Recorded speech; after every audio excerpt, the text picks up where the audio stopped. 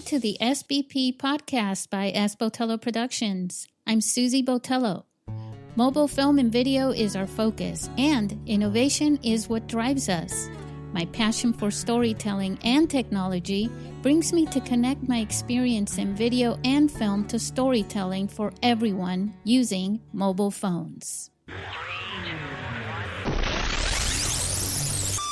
Welcome to our second SBP podcast. Tonight, we're going to talk to Mithran Maharajan from Canada. Mithran is an exceptional mobile filmmaker and snatched the Best Mobile Feature Film Prize in our very first mobile film feature competition for MFF 2017 last April. Mithran's film was shot entirely with a smartphone, and the leading actress for the film, Avaah Blackwell, put on an outstanding performance.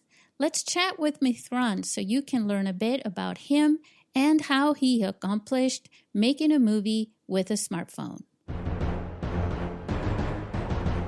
Hi, Mithran. It's great having you on our podcast. This is our second episode, and we're learning as we move along, right? We're all learning as we move along, aren't we? Absolutely. Thank you so much for having me here, Susie. Oh, you're very welcome. It's a real honor to actually do this with you.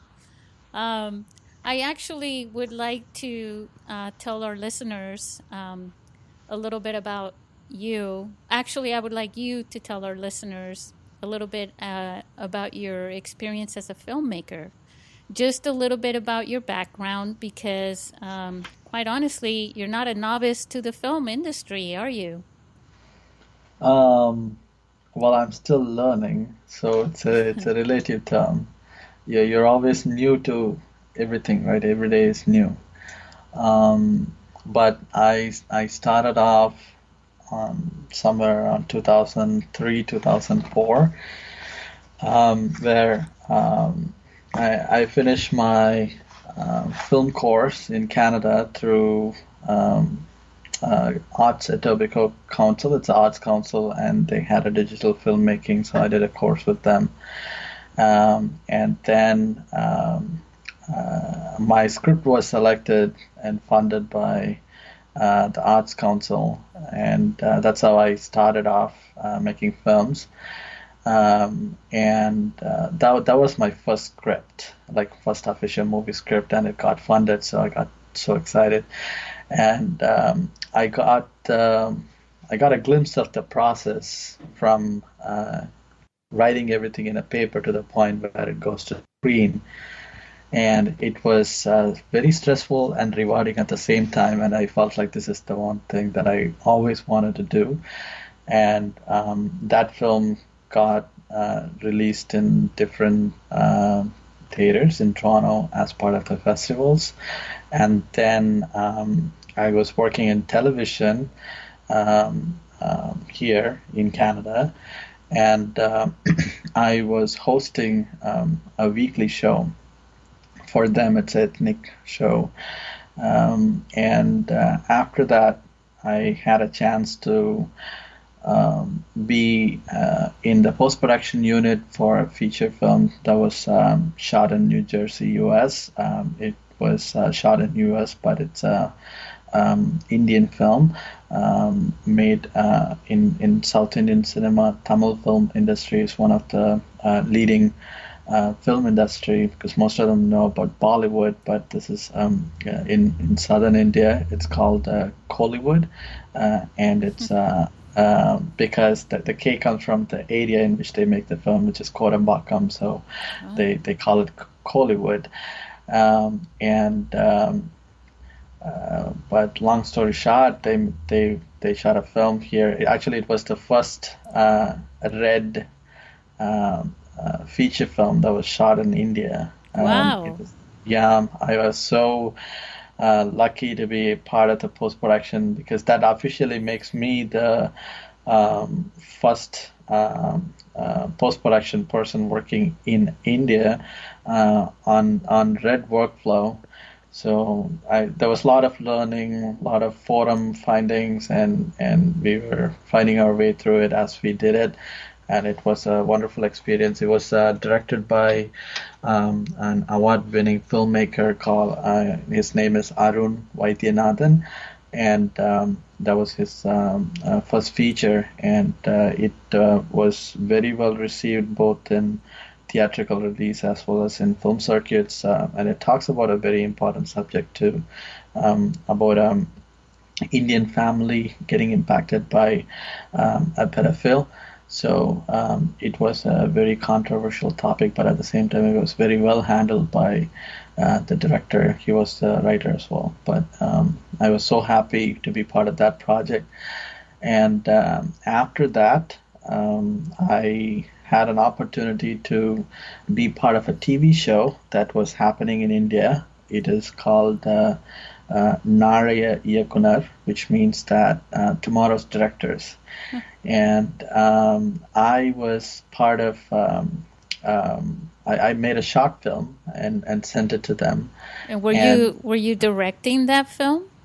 Yes, I wrote, directed, and produced it. I made a short film. It was a very simple film about a little boy who learns a trick to escape bullies from his grandpa, who is visiting to see him from India. So he learns how to fight bullies in school. And it was set in New Jersey. That it just happened because I used to live in New Jersey, New York area. So it was set in New Jersey, and I shot it. I sent it to them, and they loved it. And it received the Best Film Award. And they contacted me and said, "Do you have more?" I was like, "Yeah, sure. Yeah, we have more."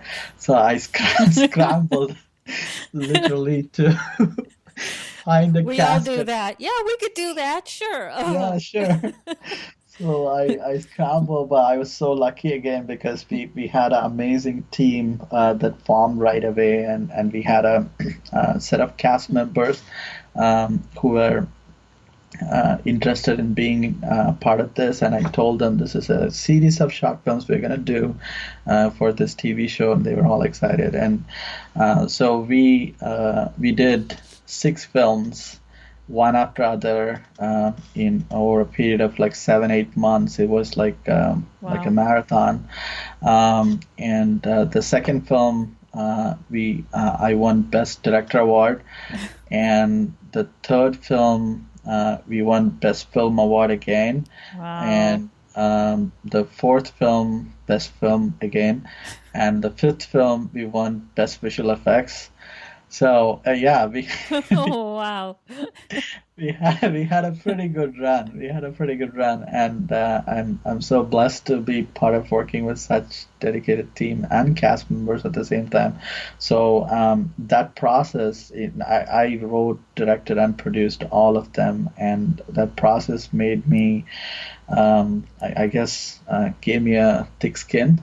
Yeah. And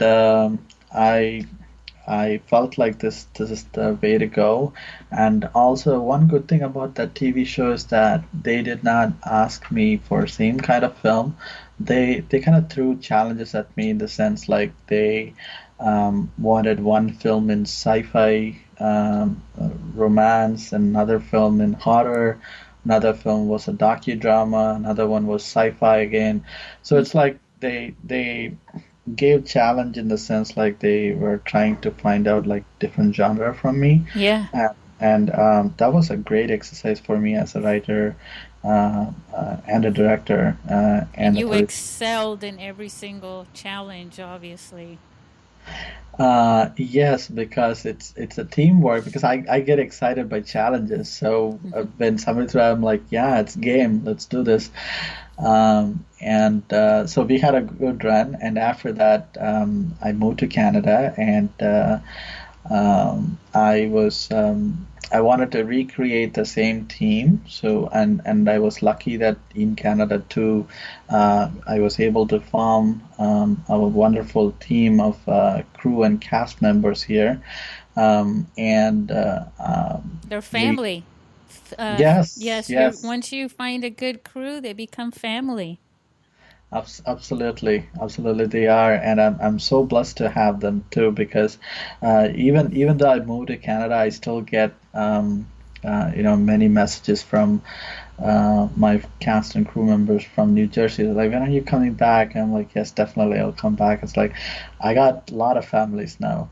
Yeah. One in New Jersey, one in New York, one in here in Toronto, Canada. But the experience itself is very wonderful from the point of writing something that never exists. You get inspired and you start writing and you build these characters, and then out of nothing now these characters exist, and you want to find people who can live and breathe these characters. And once they do a phenomenal performance, now you have to capture that in a right way, so that the audience can feel what the writer felt, what the actor felt, and it has to be. It's like a flame, right? You have to pass that flame from paper to an actor to an audience, and that includes post-production process too. And it was a very good experience. We did a film for the Canadian market. That was film Figment. Yeah, that's the one that I wanted to ask you about.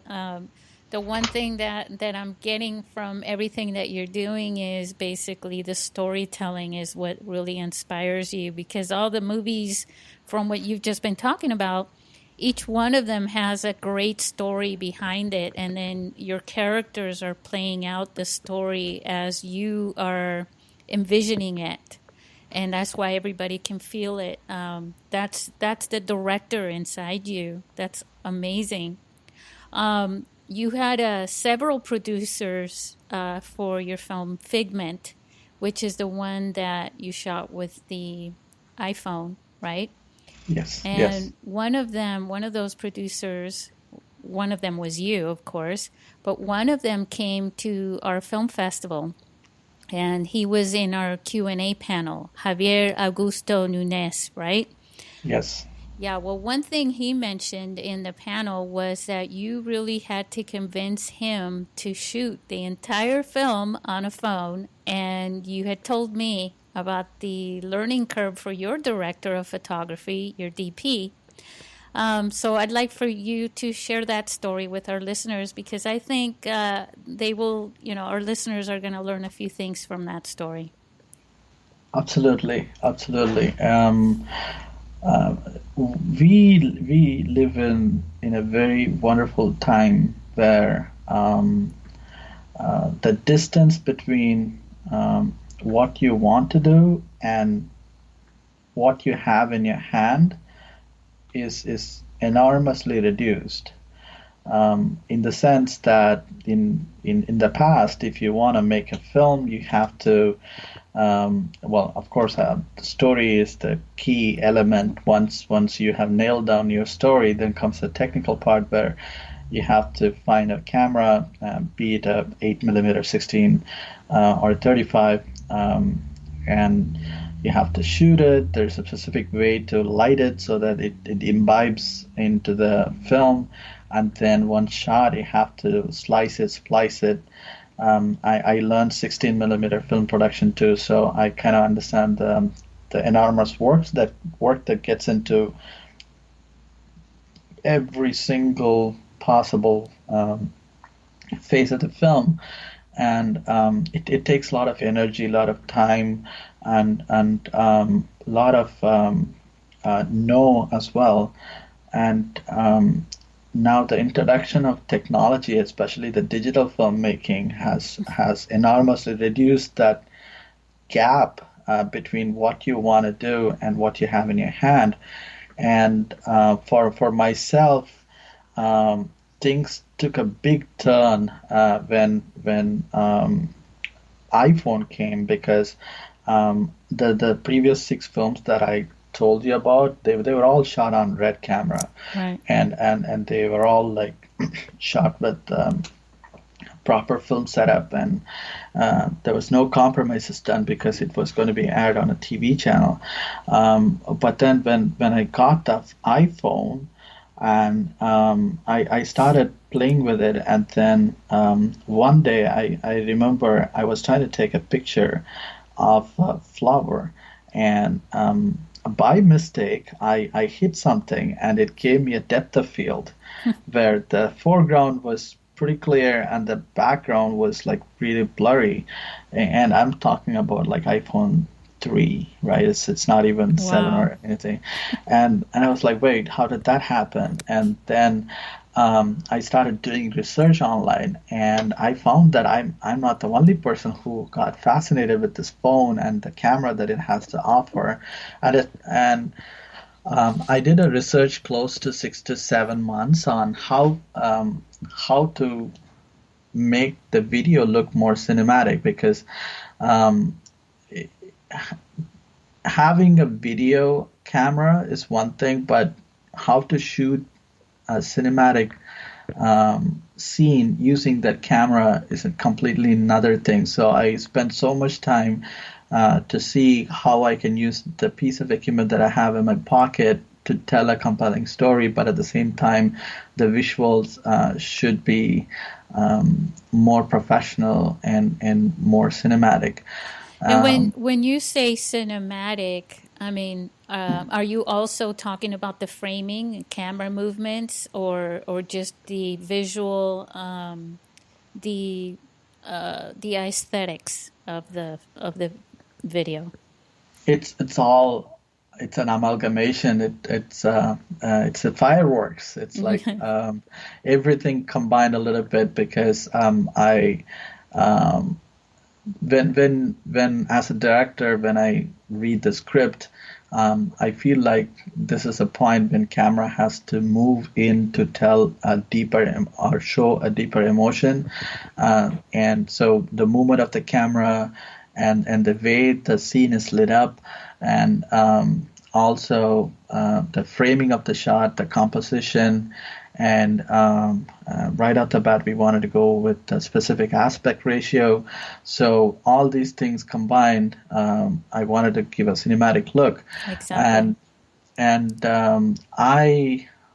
I thought, okay, if I have to go and talk to somebody about, like, I'm going to shoot a film with an iPhone, A, I know definitely they're going to laugh at me, and B, I was ready for that, and B, I wanted to shoot a sample footage and then show it to them, saying that, do you like this footage? And so, which I did. So I used softwares, and one of the best softwares that is out there in the market today is Filmic Pro, FILMMICPRO. So what the software does is that, this is my nerd side talking now. I think a lot of people like that, though. Yeah. So the software opens up the manual capabilities of your camera, and so you get the manual exposure, you get the manual focus. You can even try to do a rack focus now. So things like that are really opened up by this software. So when you use this software combined with the lens, you get to show things in a better way. So I shot a video. Just a test video of somebody standing in a port here in Toronto, and I played with the footage a little bit, and I felt really convinced that this is the way to go, and I met first Javier, and Javier is an excellent filmmaker himself. He has won several awards, and he's an amazing producer too. And when I met Javier, I first gave the script. For everybody in the team, I first gave the script, because I know that once they get tied up to the story and the characters, everything else is necessary, but it's an accessory. It's a tool. Yeah. Everything is just a tool for that story, right? Exactly, because the story is the foundation. So he was really he was really happy to be part of this storytelling, and he was like, "This is such a good story. So tell me what we are going to do." And I'm like, "We are ready to shoot." And he's like, "Okay, that's excited. So, what are we going to film on? 16 millimeter. I think the tone and texture." And I removed this device from my pocket. I placed it on a table. I said, I'm gonna film it. I'm gonna film using this, and he drew this blank face. Like I could hear like cricket sound in the background. He's like, "What?" And I said, "I'm gonna shoot it on iPhone." He's like, "No. This is such a good story. What are you doing?"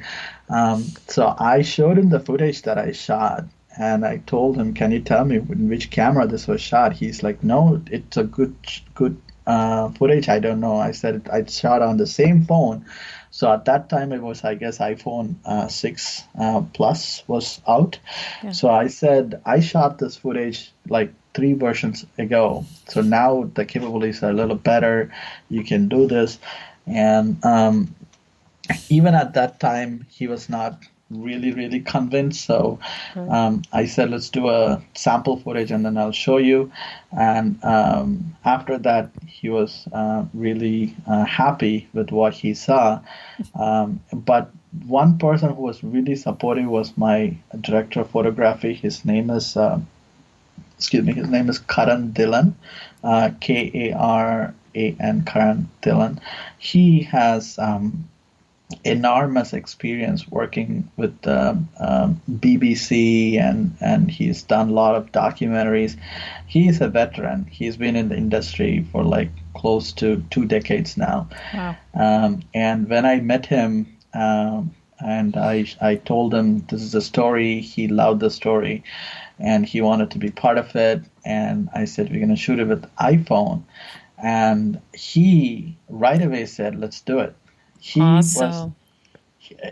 I think that's where the difference happens. Like, you get to see like different people who react to the same message in a different way. Yeah. And but then when these people come together, the product is even better. And like you said, you love a challenge. Yes, it was good, and then I felt like I could produce it, but Javier said he wanted to be part of it, so he was in the production team too, then I was talking to Liz Taylor. She's an amazing actress and she's an amazing producer too.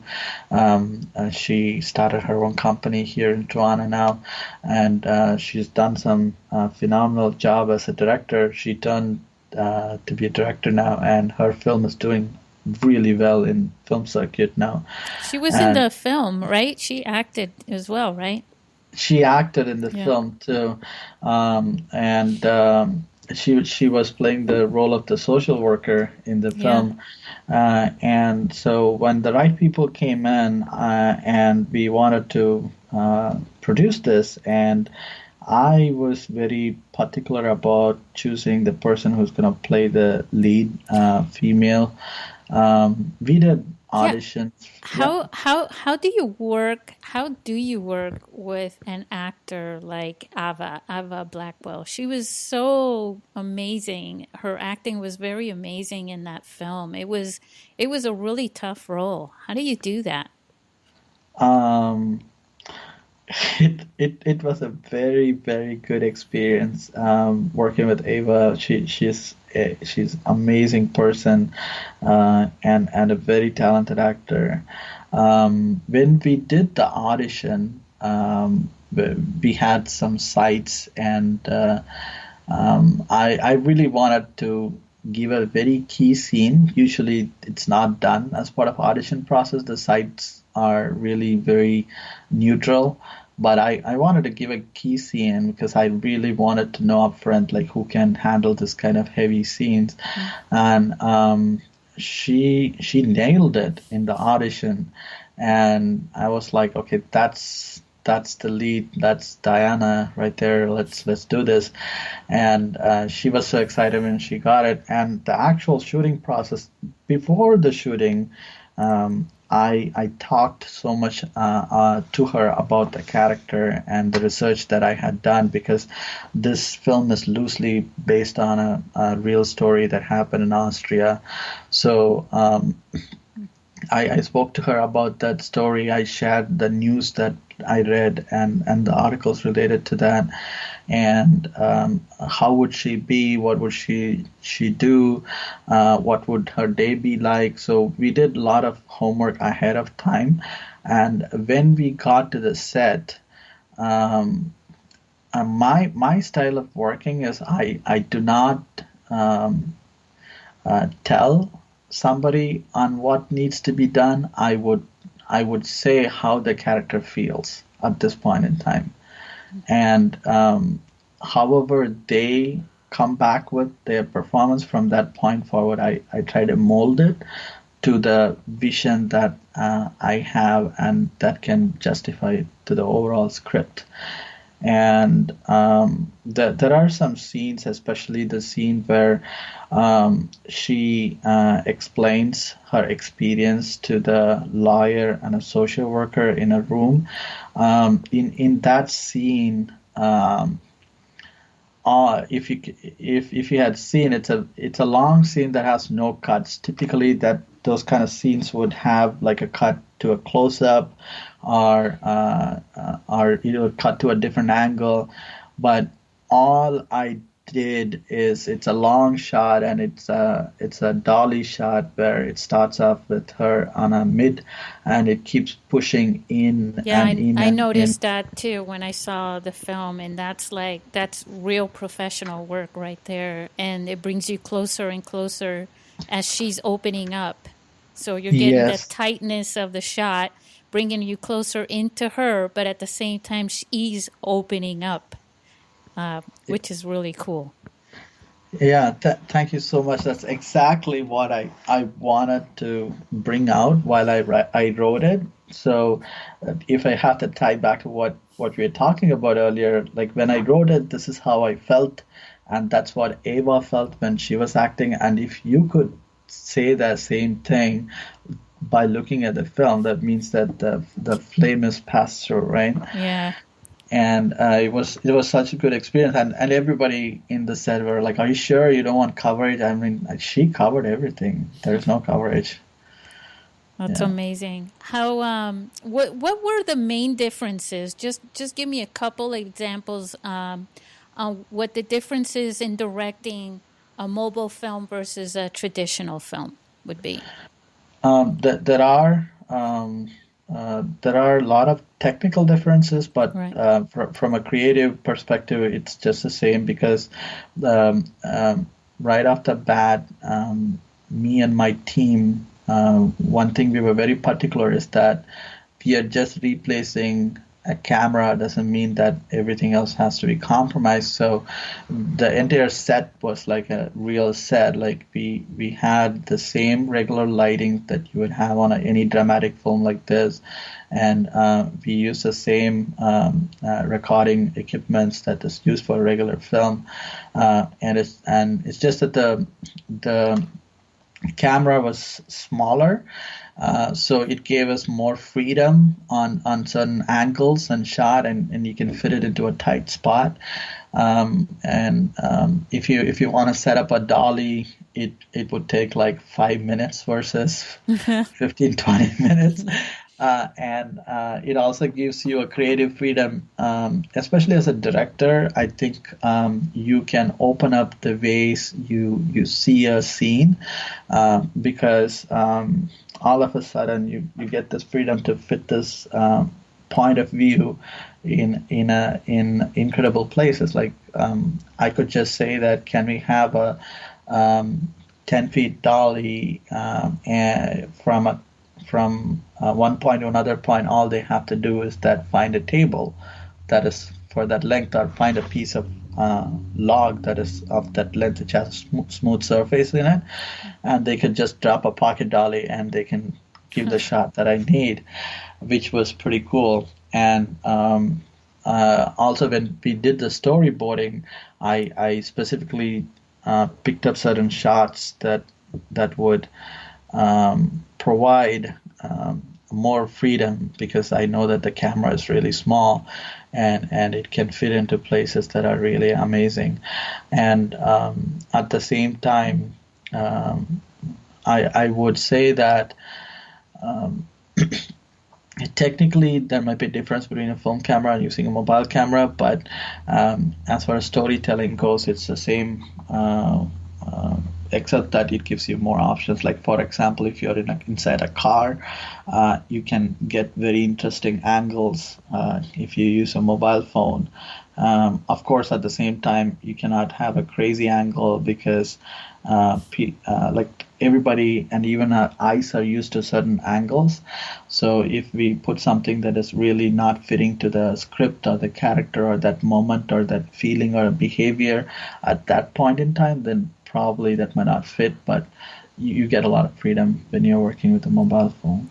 Yeah, that's really interesting. And of course, you still have, lighting and, that you have to still do with this. And you guys had a lot of professional equipment as well that you could use around the actual phone itself, right? Did you use any lenses, by the way? I'm just curious. Yes, so that's a good question. So for making a film with a mobile phone, we split this into three parts. The pre-production was regular, and during the production, I purchased specific lenses that can do macro shots and wide-angle shots, and also fisheye lenses. And sometimes we use the native lens on the phone itself. And the rigs, based on my research on the 6-7 months on how to shoot it, I use specific rigs that are made for filming on an iPhone. At that point in time when we did this film, it was very limited. Now there are tons of options to create a smooth shot.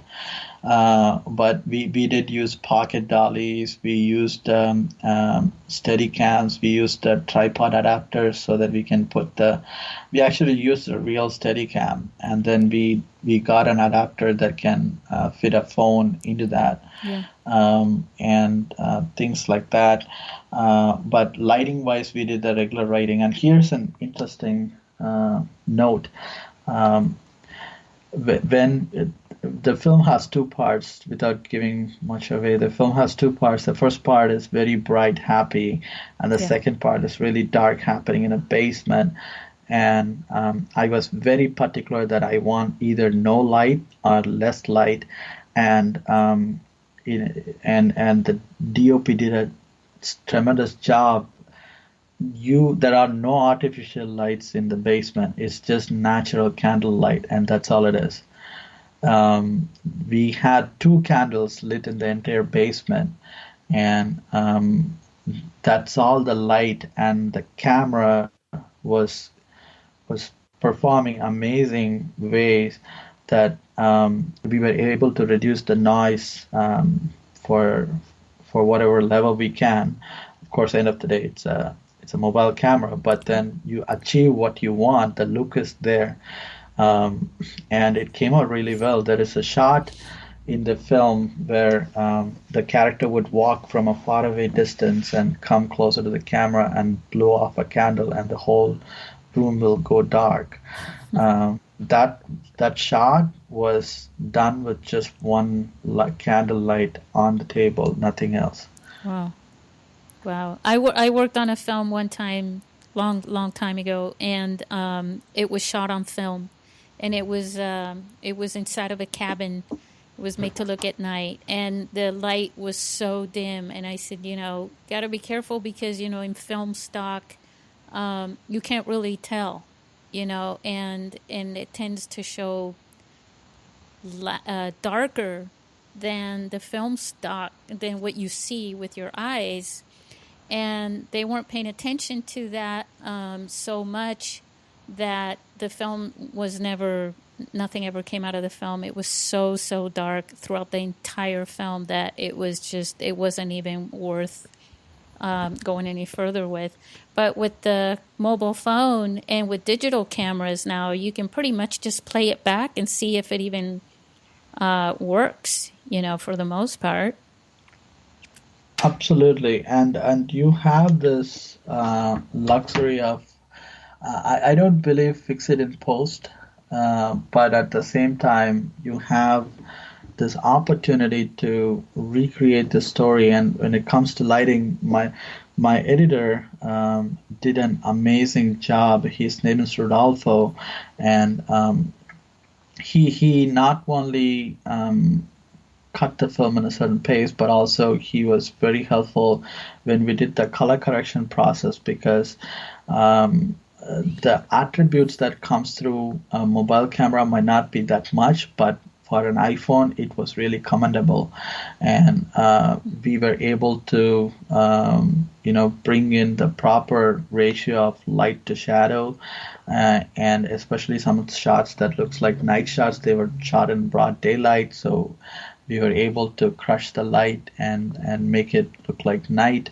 And at the same time, when we shot some of the shots in the darkness completely, like you mentioned, on a film, there must be some light to record that image on a Yeah, film. you have to have something there in the first place to bring the lighting down, basically, to darken it. Exactly, and it has to be exposed. The film has to be exposed to receive that image. But since this was digital, we were able to capture what's out there, and the sensor inside the digital camera was also pretty commendable for a mobile phone. And we were able to gather a lot of attributes which we can crush, and we were able to reduce the noise in there. Yeah. Everybody was worried about how it's going to look like on a big screen when you blow it up. Right. Because it might look awesome on a 4K monitor probably, but we're going to blow it up. I was also not sure about that, because it was at that point in time it was very experimental, because we did a lot of stuff that looked cinematic. So we did our first screening in the Toronto festival, and when I saw this on a big screen, and I was blown away. Yep. Because this film, when we finished the film, I was originally targeting for submitting festivals, and this film was screening with the films that are shot on like a red camera and high-end DSLRs, and everybody saw the film. When they saw the end credit, that's when they got surprised. They were like, "Was it shot on iPhone? Was it shot on iPhone? Like, really? How did you do it?" And I was so happy that people, until the end of the film, until we told them, they were not. Nobody would have known that it was shot on iPhone. So I felt like that is a real success, right? Sometimes what happens too is that because not just you, but your camera person and everybody that's working, they pay more attention and are more meticulous about what they're doing, because they realize it's on a phone, so the confidence, right? Because it's a little lower on, well, we got to be very careful because we're not sure how well this is going to come out, as opposed to with the red cam where you're going in going, wow, it's going to come out looking great no matter what, right? And yes. So sometimes that really impresses people a lot more in the end. I know when I first had the very first film festival, I started it in 2009, and I already knew that even cell phone videos, if you really paid attention to it, they would still look decent on a big screen, and it was just going to get better, And I had a really tough time finding sponsors for the venue to put these films on a big screen because of that. Because people were questioning how they would look on a big screen, and I was super confident about it. And it wasn't until the night before the very first film festival, and they said, "We really want to see it." And I said, "Okay, we'll play it on the big screen the night before, but I'm telling you, it's going to come out fine." And they were blown away as well at the films. And I think at that time, the cameras at that time were actually the iPhone 4. So yeah, they look great. Speaking of noise, I wanted to ask you about the audio. Yes. Before I go to the audio, I wanted to say another point about the platforms. So, the film festivals like yours actually provides a platform for people to have that creative freedom, right? Because when you're building a dedicated audience and you're declaring, saying that this is not a film festival, this is a mobile phone film festival, and that takes a lot of energy, and it takes a lot of guts to come out and say that we are going to honor this video that came out of a piece of phone, and we are going to treat it like a film festival, and we're going to award these films. When a platform comes out like that, that actually makes it's a humongous encouragement to people to go out and do that, because I myself know dozens of people when I posted about winning the award on the Mobile Film Festival for Best Film, they contacted me and they were like, "What is this festival? How do we participate? What do we do?" Because filmmakers, when especially people who want to experiment or who want to start out, or even experienced filmmakers, they want to try something that is new and that is doable and that is contended, and it's not going to cost a lot of effort to put together a scene, and they want to do that, and they get so much excited when there is a platform for that. So first of all, thank you for that. But now coming back to the question on sound, the sound, we did not use some of the microphones that was suggested for mobile filmmaking, where you give the audio directly into the phone, or you attach a piece of microphone that you can attach to the phone itself. We did not do that. Instead, what we did is we recorded using a regular live recording microphones, like how we would do it on a regular film. Because the sound, like you could tell, that it sounds like a real film. Doesn't mean that if you use a microphone that goes directly into the phone, the sound quality would be low. We tested that, but psychologically, I wanted everybody to feel that just because we are using a mobile phone doesn't mean everything has to change. Right. So that was a reason behind me using a regular sound recording microphones. But the microphones that are used that can go into your phone directly, that also gives you great audio. And there are a lot of products in the market out there. After we finished the film, I saw a couple of products. I forgot the name of the company. If you Google saying that professional recording space, mobile phones or iPhone or Samsung, this products comes up, and you could use that too. So what I suggest for people who ask me is that have two dedicated phones, one for video, one for audio. So by that way, you're not combining too many things into not putting all the eggs in your one basket, and something happens to the phone, your film is gone. Well, and the most expensive part of film gear per se is the actual camera. Yeah. And it just dawned on me, what a quirk this is, because we're flipping it and saying, buy all these, you can use, like, I use regular equipment, and XLR microphones, and then I use the iRig to connect the XLR cable and then go directly to the phone that way. And you can use that with wireless mics and all those.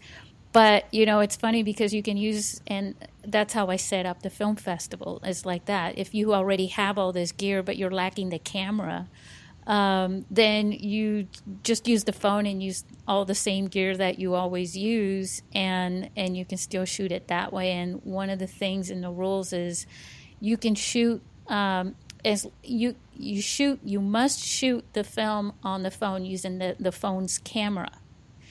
And everything else, including the audio, the editing, everything else can be done externally.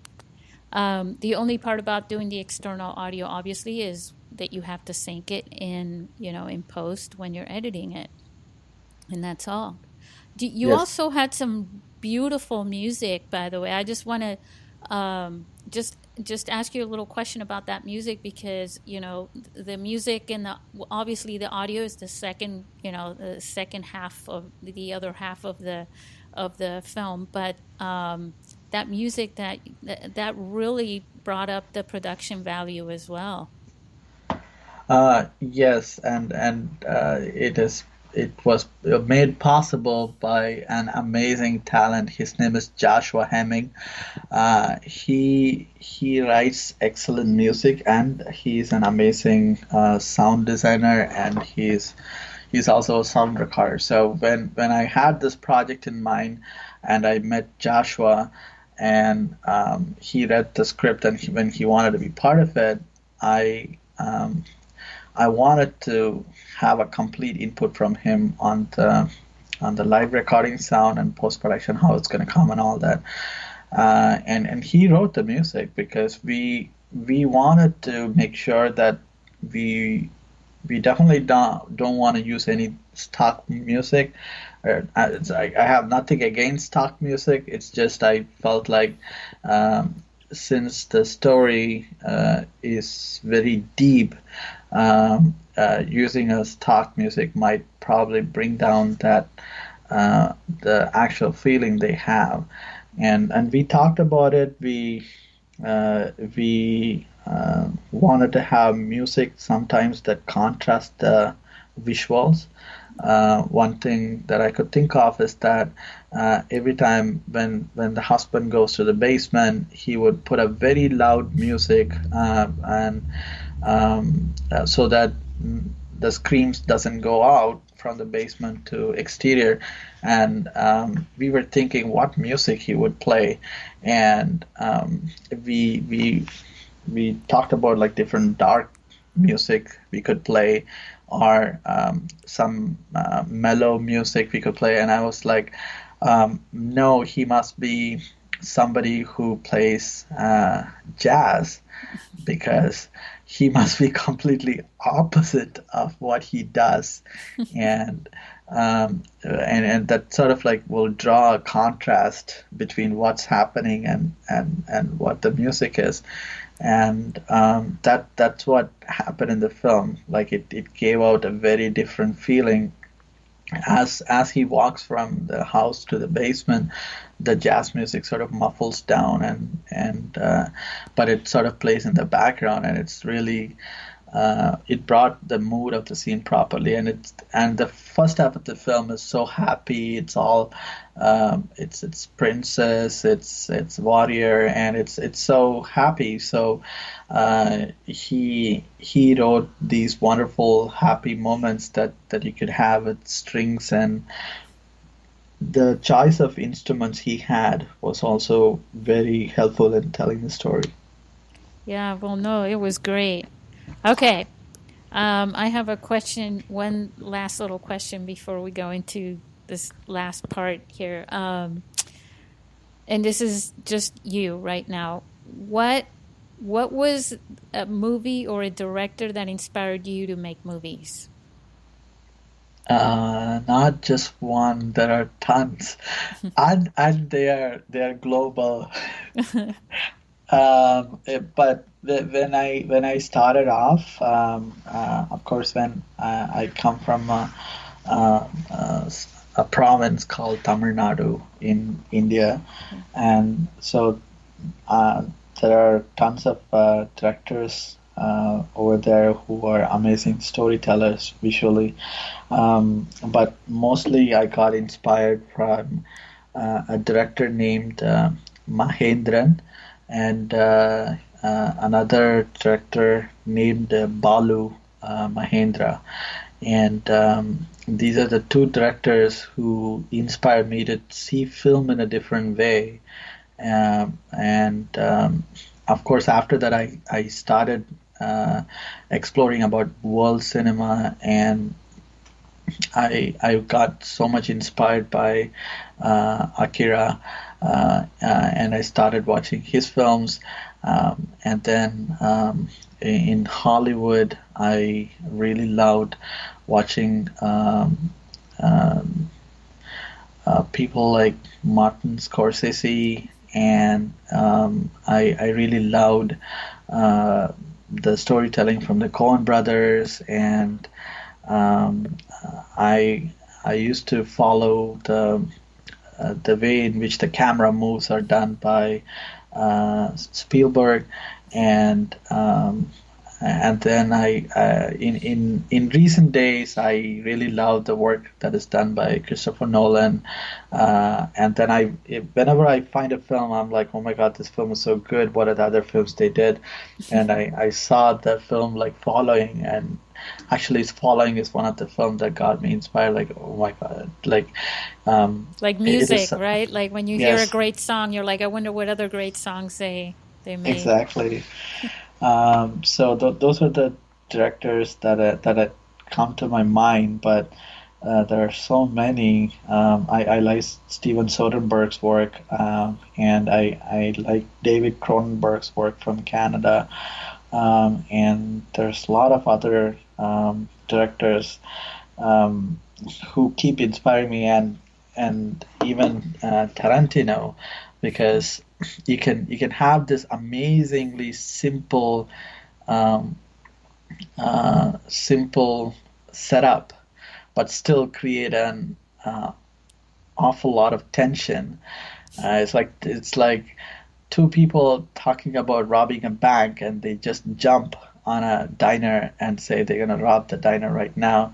Or it could be like two people talking about a TV pilot, how it's done, and they walk in and they shoot the guy over a burger. Uh, those are the things I was like, wow, this is my I like it. It is so awesome. Like I learned so many things from so many people, and get inspired from every single way possible. Yeah. Was it which one, was it Pulp Fiction where they're driving in the car and they got the guy in the back and he's pointing the gun around and he accidentally shoots the guy in the back seat?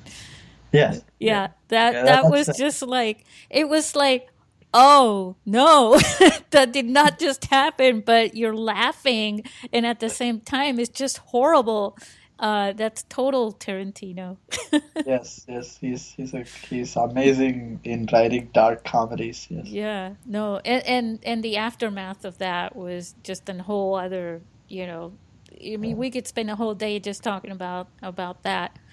Yep. Um, okay, all right, so all right, everybody, it's shout out time.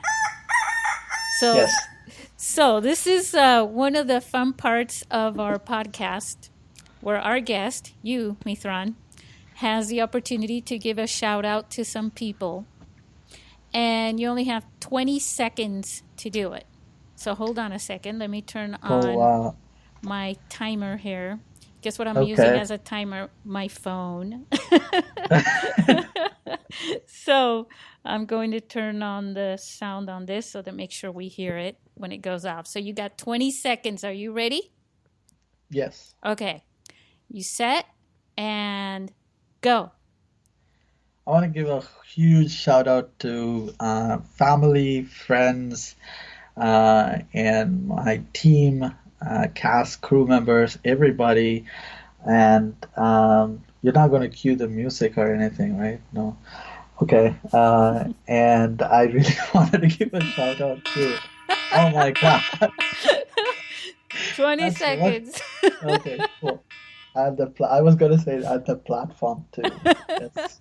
Yes. The platform, yes. Well, you Yes. know what? Honestly, I love this part because, I just thought about that. You get put on the spot, you win an award like you did at our film festival. You go on the Academy Awards and they put a timer on you as well.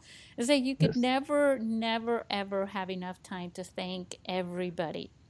Absolutely. So Yes. this game, what it does, it gives you an excuse to say, I didn't have time. You were on my list. Yes.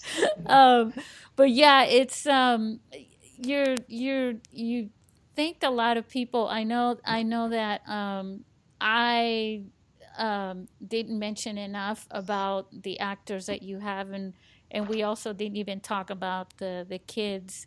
Um, but what I think we'll have to do when you make your next film is we'll have to touch on that as we have another podcast interview with you later on about possibly your next film. You also got nominated to the Global Mobile Film Awards as Yes. for best film, right? Yes. Yes. We did. So we'll see. Yeah. And we are excited, and I just wanted to end on a note of appreciation for the two kids who did an amazing job, because when we shot this, it was not a warm time in Canada. Yeah. It was really cold, but they really brought out the exact feeling that is expected out of these characters, and especially the two girls who did it. Um, uh, and their patience, because this is, believe it or not, this is kind of like their um, first project on a film, in the sense like they have done TV commercials or they have done like videos or anything, but this is their first time on a film set where we say, can we go again, one more take, can we go again, one more take, and Exactly. and they were so patient, and their parents too they were like so dedicated, so that was really really helpful. Well, And yeah, thank you. and Yeah. and actors, it really is such a waiting game for them. I've been on sets where they spend almost all day practicing and practicing for their lines, and they end up going, "We didn't have time to do that. We're gonna have to shoot your scene tomorrow or something." And they're like, "Oh, I know, like we were in our zone, we were in the zone, like we have to break it now. yeah." Talk Yeah. about anxiety, right? Yes. Yes, and in our next film, we want to really push the capabilities of the camera without giving out much. We are trying to see how the camera works underwater, so we'll see. Whoa, cool. Well, Jaws is a big hit. It's on Netflix right now. This is gonna be a very it'll be a dark film, but we'll see. Cool.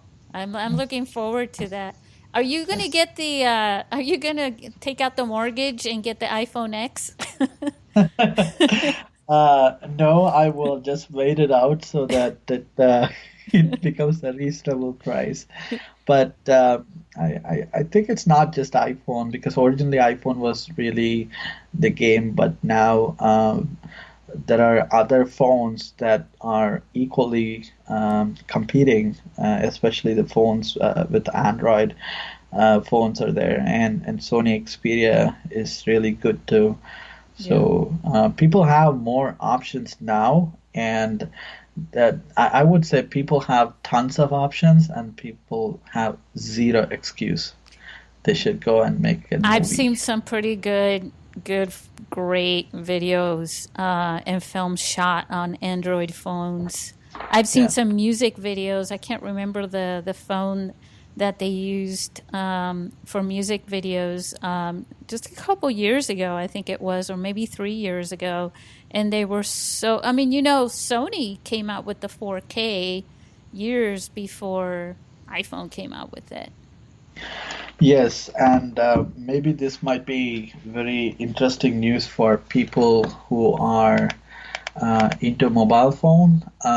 Red is coming up with a smartphone that is going to be having some pretty interesting video quality.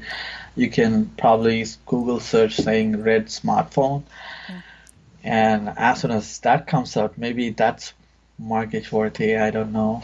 Yeah, well, I think it's just funny because the irony of that. So the phones are working on cameras and the lenses, the depth of field in the lenses to be at least as good as an DSLR.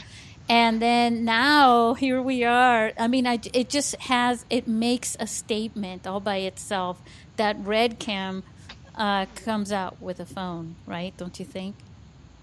Yes, absolutely. Or they could have probably put a display on their existing Red Epic or Scarlett and with the speaker on it so that people can talk. Exactly. It's like, will your next phone be a camera? Because, it's like, will your next camera be a phone is what I'm trying to say. Yeah. Amazing. Wow.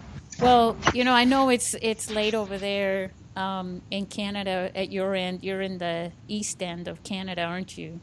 Yes. I'm in Toronto, East Coast. But even though it's late, but I would say that it's probably a midday for a filmmaker, right? Yeah, right. I can't thank you enough for taking the time to do this. This is it's really been exciting talking to you. I know we've talked before, and it's always been exciting, and you're an inspiring person to talk to. But this was probably the most in-depth conversation we've had, and this is what I like about doing this, because I'm new to this podcast thing. But I think this is what I like about it, because the reason why I wanted to do it was because of people like you. You're not here in San Diego. It's not like I can shoot you with a camera. But this is a way to get your story and to inspire people, all over, with a nice conversation that we would have with people, that are just, in my mind, they're sitting right here in front of us, listening. So, absolutely. Definitely. All right. Well, thank you again, Mithran. I really, really appreciate it. Is there any last words you'd like to say? I just wanted to say, even though we are the voice, you're the microphone that's amplifying that voice, not just for me, for like many filmmakers out there. It's about like sharing the experience, sharing the stories, and that's how I got equipped myself. Like whenever I heard about like someone else's experience as to how they did it, and that becomes a collective knowledge that can help in better filmmaking. So thank you so much for that. Well, thank you, sir. Yes.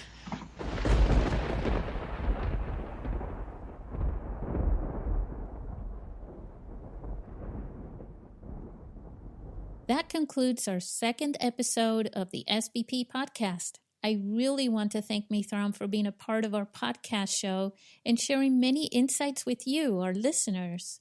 Subscribe to our podcast so you don't miss any episodes as we bring you more outstanding interviews on mobile filmmaking. We hope you're inspired to make your own films using the camera on your mobile phone. Check out our website for our film festival at www.internationalmobilefilmfestival.com. Maybe we'll screen your film on our next film festival in San Diego and meet you on the red carpet too.